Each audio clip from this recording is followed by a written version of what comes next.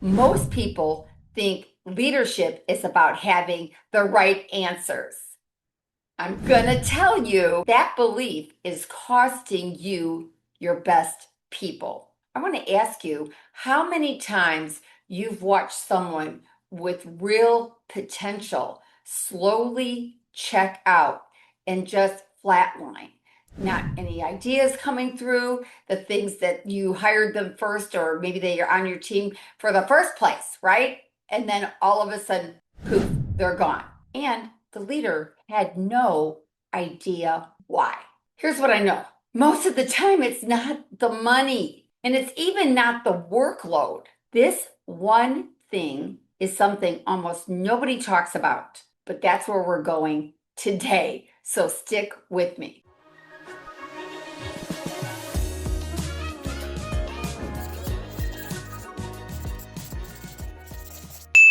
See, great leaders ask before they tell. What do I mean by that? This is what separates good leaders from great leaders. The good leaders are always telling you what to do. Do this, do that. And they're not really developing skills for you to have that leadership because they're just directing you, right? I can remember when I was promoted to like VP of sales and marketing, and I came into that position, and all of a sudden I was being told, do it this way, do it like this, do it like that, because this is how we always did it. And I'm like, I thought they brought me here and I got promoted because of my ideas and thinking outside of the box.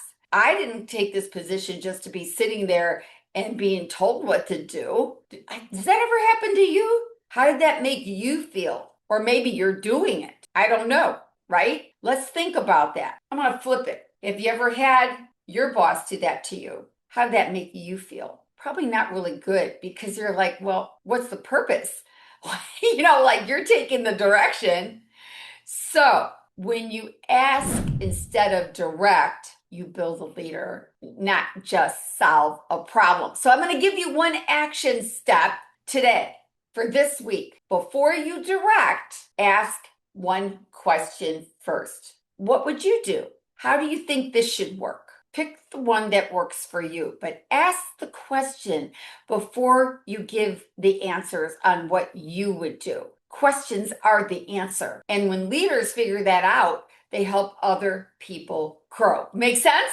Okay, let's talk about making people feel seen, not managed. Now, that's another different equation there, because that separates again the good leaders from the great leaders. And that's really a Napoleon Hill mastermind principle, because people perform differently when they know their contribution matters. Their ideas matter, their thoughts matter. They're going to feel part of it. They're going to feel like they own it. They're going to feel like they're really part of it. I've always believed in making people feel seen and not managed.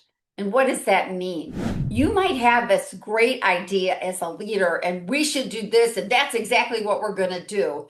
But you inside know that's what you want to do, but they don't know it yet, right? And if you don't ask them the questions of how they feel about it, or have their ideas come out, they're going to feel managed, not seen. And what does that mean? And they may come up with something you never even thought about. And I've always wanted to make sure that I had the buy-in for whatever we were going to do. And how do you get the buy-in? Well, guess what?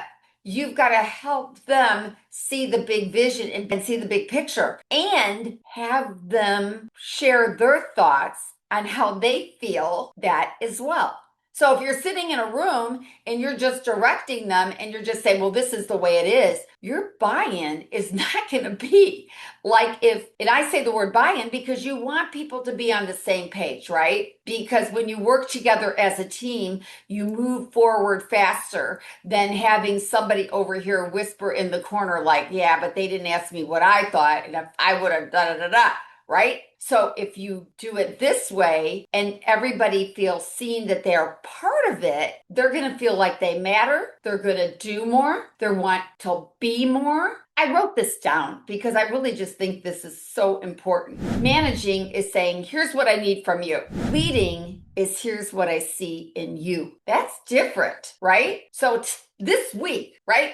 Pick one person, name something specific that they did and edify that and watch the energy shift. Because they're going to feel like, oh, I'm seen, I matter. And they're going to become more, they're going to do more, they're going to be more, your team will thrive more.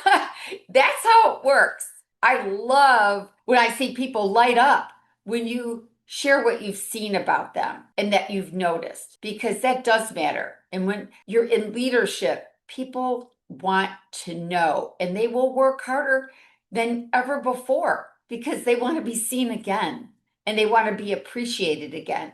Here's what great leaders do. They protect their team's beliefs before their own results. Okay, what do I mean by that? Okay, think about it. When pressure hits, what happens? Most leaders, what? Panic. They push harder, want more activity. They want people to do more urgency. Boom, push, push, push. And what happens? People get tired. People shut down, stop raising their hand, and their beliefs drop. Yeah. And what happens? The results get worse. That wasn't your intention, right?